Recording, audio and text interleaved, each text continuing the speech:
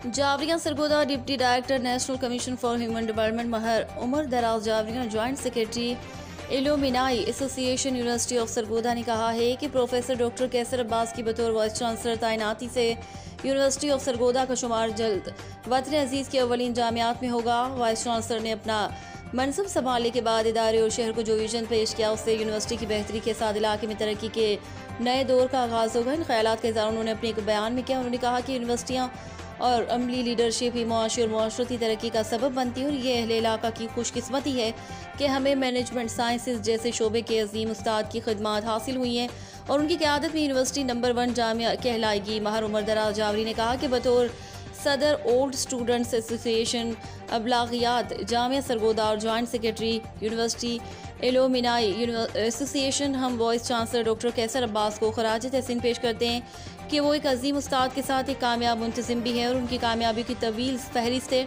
उन्होंने इस मौके पर इल्मी तहकीकी और अमली मिशन आगे बढ़ाने पर वाइस चांसलर को अपने मुकम्मल ताउन का यकीन दिलाया। रिपोर्ट जफ़र अब्बास, तहसील रिपोर्टर शाहपुर जावरिया।